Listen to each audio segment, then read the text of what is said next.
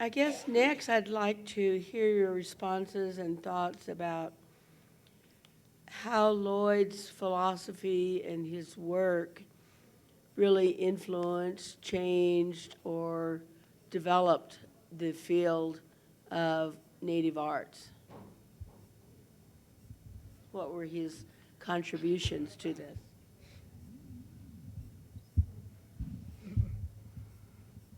Well, I think once you see his work and his skill and his belief in innovation, but working from the inner source of whoever it is that's doing the innovations, I think that probably is one of the main bases of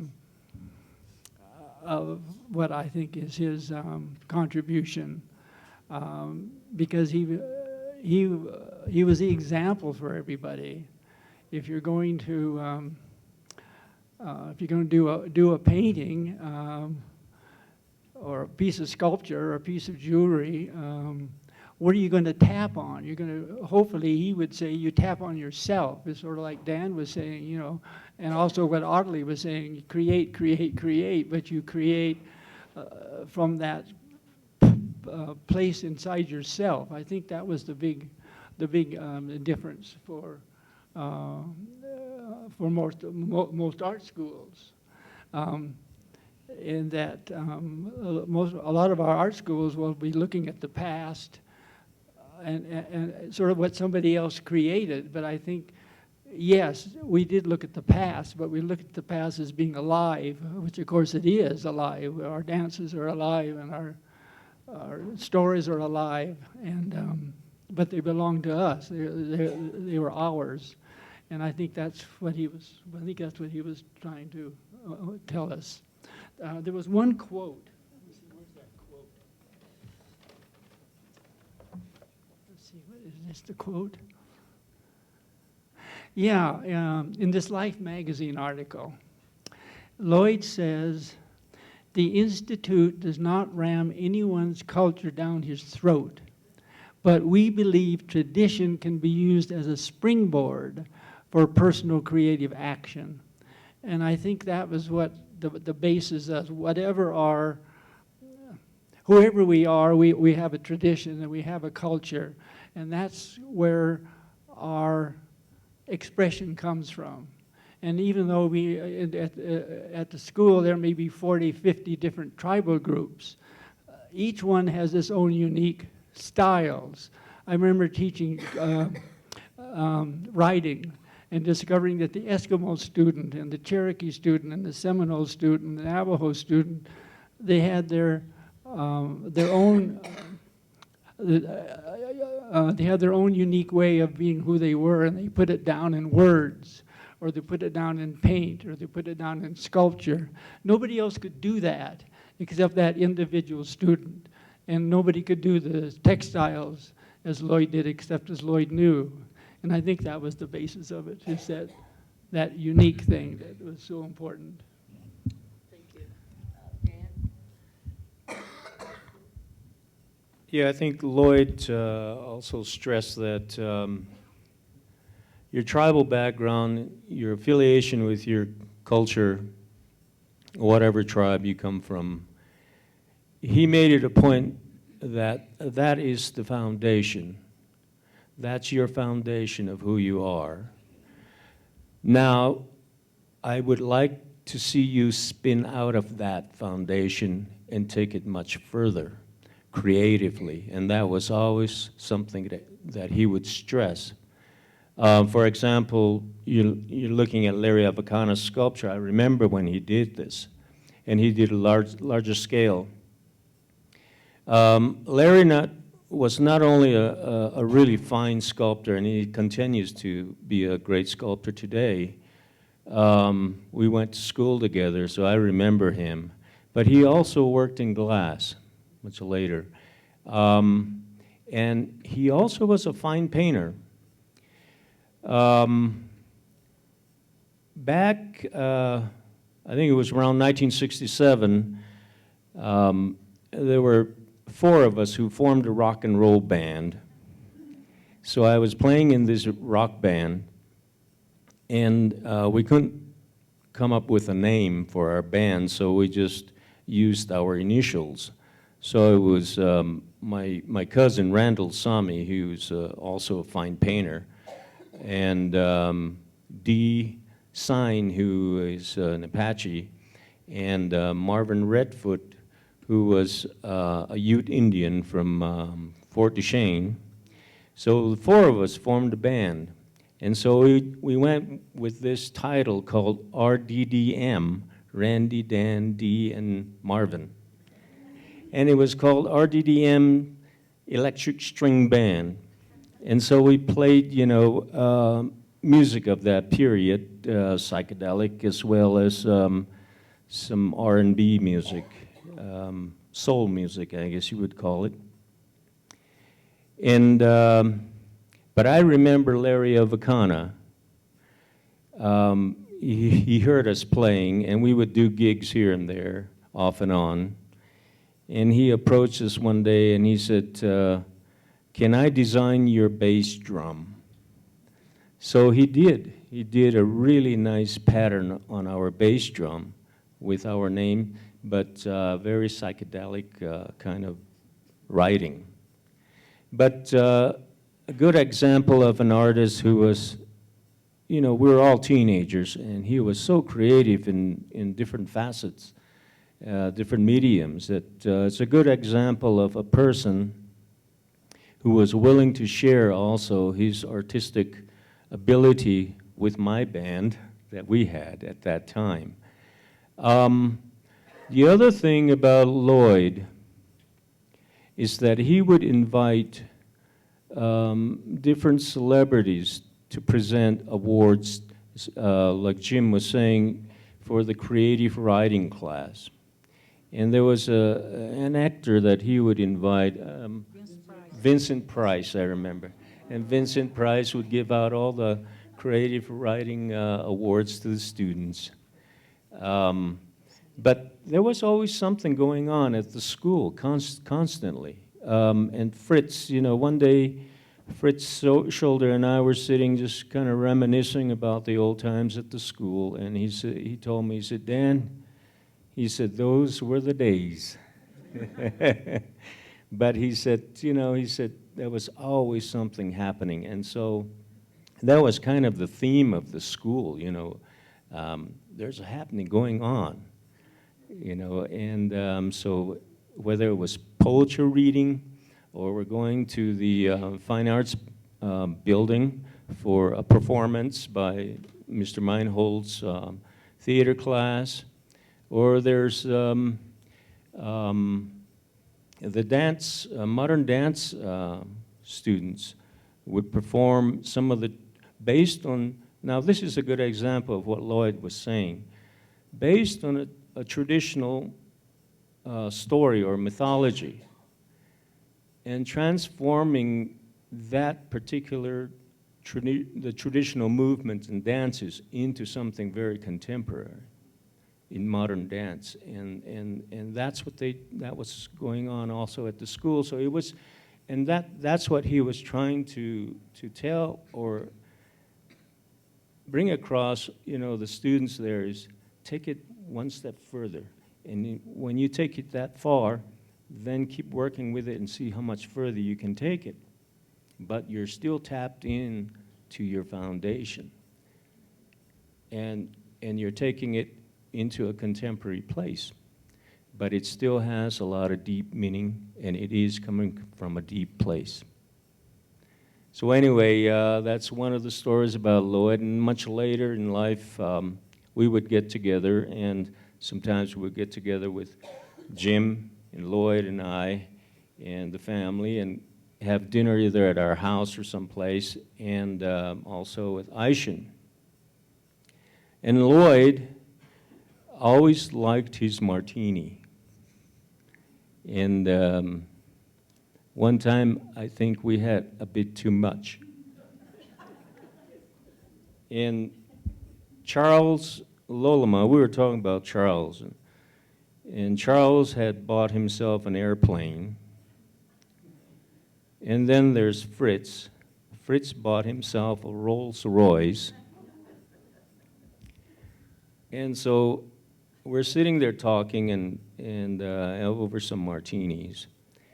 And then after a while, Lloyd called a Rolls Royce a Royce Rolls. And then we talked about travel. And then after we were talking about Mexico and Central America and other places, and he said, you know, we should all go to Cancun.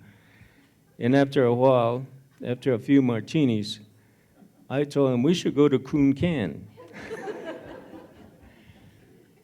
So some of those funny stories we would have, and later on, he said, "You remember what you said?" I said, "I can't remember, but I think it came out all wrong." But we had some great times with Lloyd, and he was a very gentle person, and a lot of what the ideas he had about running a school or as an educator, and trying to work with students to really express themselves through the arts was a challenge, but at the same time, I think it resonates today. If you look back at all the students that graduated from the Institute of American Indian Arts, there's Lloyd in every one of them.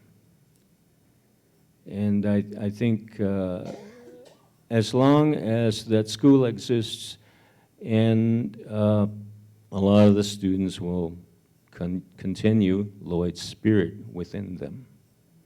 Thank you.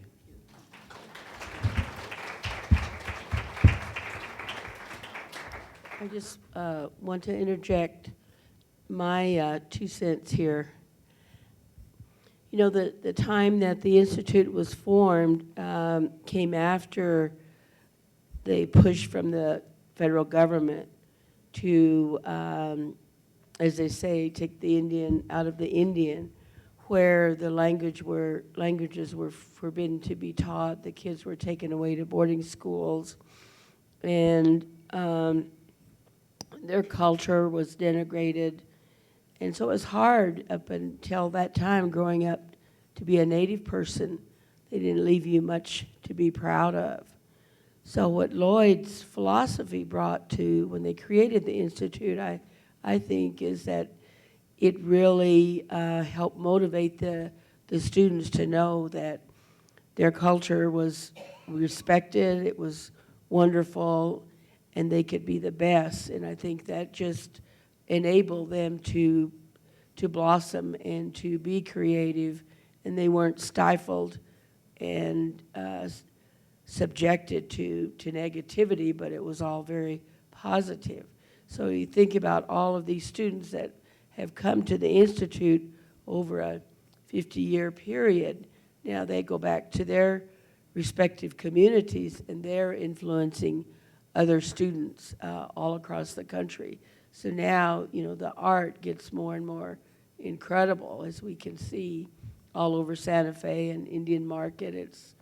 It's huge. So I think that is one of the greatest influences that I've seen in the whole transformation of Native art. Without that impetus, then the art might have gone away. But he helped the young people be proud of who they were, whichever tribe it was, and to research into the depths of that tribe and find the very best to make you whoever you want to be. Yeah, maybe I add a few to what Dan talked about. He really and truly believed that the young Indians should go out of their own territories and get involved with the outside world, and that would change their life.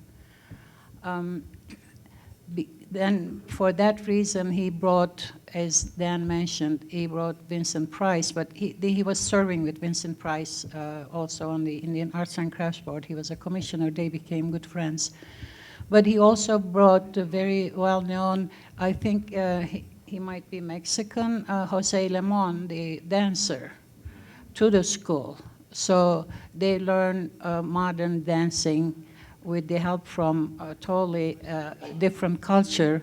One of the Taos girls I know, Bernadette Shorty, actually went to Juilliard under the program that Lee Udall and Lloyd together, they supported to become a dancer. So he was very, very open to that idea simply because he said he really, when he went to New York City, through the help of a friend from Scottsdale, a financier, he asked Lloyd if he teaches him how to paint, then he would just take him to different places and introduce him.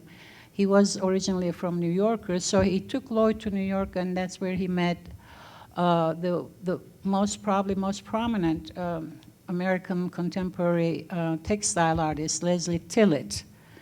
They became very good friends. In turn, Lloyd learned to live a different kind of lifestyle living in New York for a while. That's also in the book. They went to some famous Plaza Hotel, I think, years later with his family and children, and that he was very proud of the fact that he could do that without being shy. So I think he believed in that. And also, 1969, as I recall, was he sent 9 of the students to the rock and roll. Help me with that. You know that, Seth? No, Woodstock. Yeah. Yeah. He, one of his close friends, sometimes local in this town, a guy named John, came to Lloyd, and he was arranging all kinds of programs involving Native Americans. And so he asked Lloyd if he would like to send some students. I think they sent 9 of them to Woodstock just to have the experience. That goes to show you how far ahead of his time.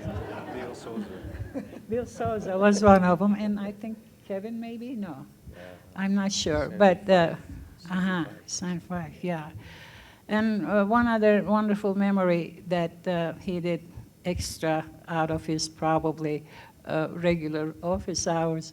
We used to go to El Nido restaurant in Tesuque sort of regularly, and there was a gentleman there sitting at the bar all by himself most of the time. And every time we passed by, he would say, "Good evening, Dr. New," and Lloyd would say, "Good evening," but he always said, "I don't know why he calls me Dr. New. I don't know who he is."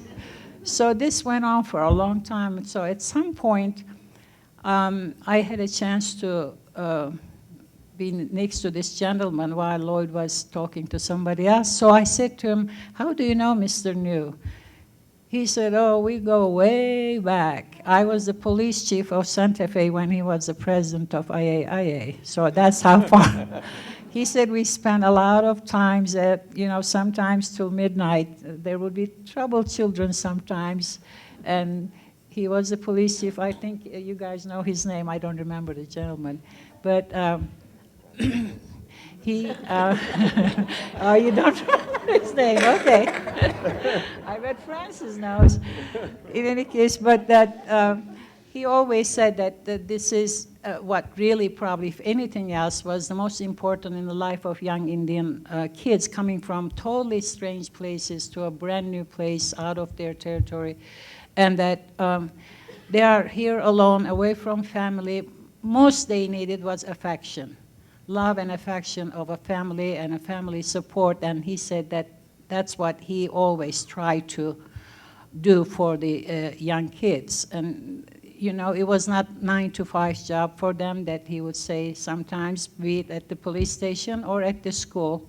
But they worked long hours. It would be all night sometimes. That's why they became so successful, perhaps, because I think that kind of support makes you work harder, or maybe makes you feel better to do better. So, yeah, that's what I remember in that line.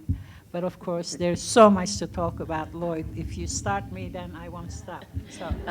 I know there are a lot of stories to share, but we're kind of But running out of time. Yeah, okay, that's good. No, I was going to talk about the Valerie Johnson story, how. Oh, okay. Well, I know that story. In It's a good 2000, yeah, story. because you love that story, and I was Yes. hoping you would say that, but, so she didn't. Okay. 2000 IAIA had a wonderful honoring dinner for Lloyd.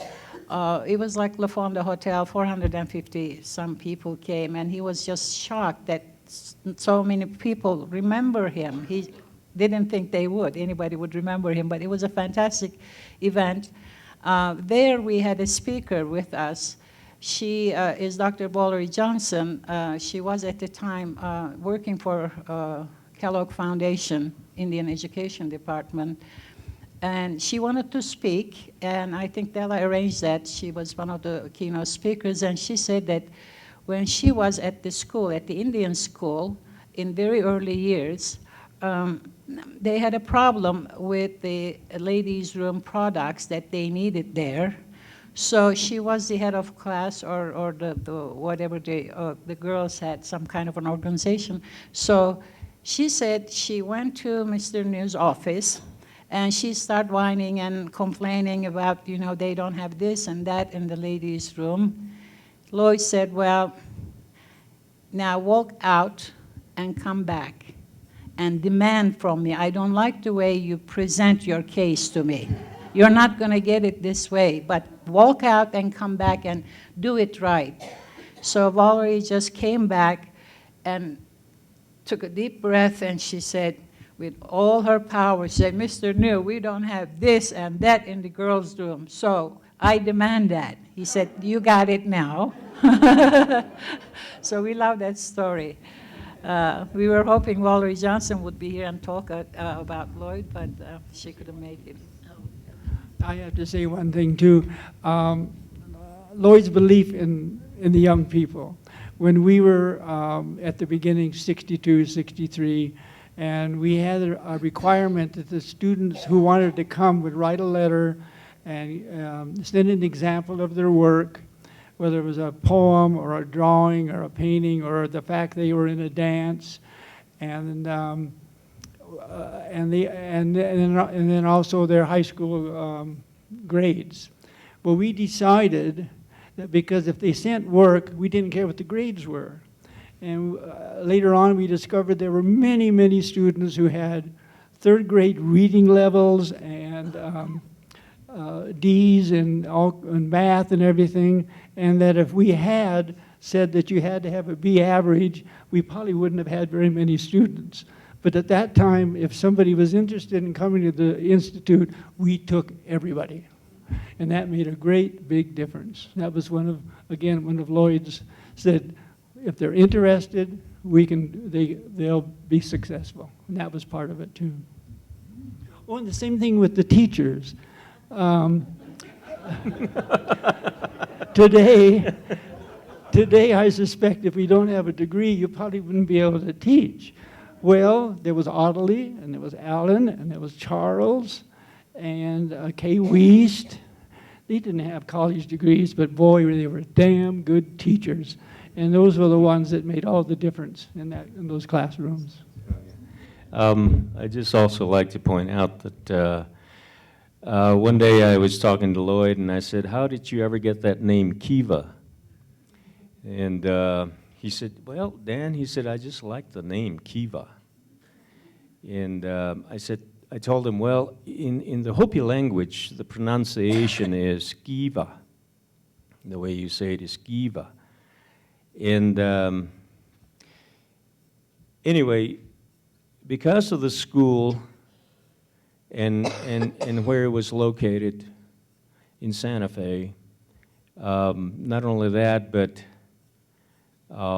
because of Lloyd's idea of bringing students from all over the country, from numerous different tribes. There's 500 different tribes in this country, and so he applied to all the agencies throughout the country and even up to Alaska to bring students to come to this one central place to study art and to further their education in the arts. And so when he told me that story about, you know, his whole idea of the school, and that's when I realized the word, why he adopted the name Kiva. Kiva is a very, very important central place within the village. The Kiva is where you have your community meetings. That's where you prep for all your ceremonies that's gonna be happening throughout the year. The Kiva also is a place where all the sacred societies prep for their particular ceremonies. And so it was befitting, I think, to him, for him to adopt that name, Kiva, because he was very inspirational, not only that, but also he was a big part of creating an institution for Native Americans in this country to come to that one central place and to experiment and express themselves deeply through the arts, whether the art was on spiritual basis or covering political issues, social issues, global issues. These were all things that were running through a lot of the young students' mind or minds, and now they could express it through painting, sculpture, printmaking, writing, dance, theater. All these were ways of expressing themselves, and it was all due to Lloyd and others who were very much involved in creating this institution. Thank you. It just reminded me that not only was he so instrumental at IAIA, he was also a key person in the development of the National Museum of the American Indian. He was intricately involved with the Heard Museum and even MIAC 50 years ago or 40 years ago, and many other institutions. So his tentacles were all over.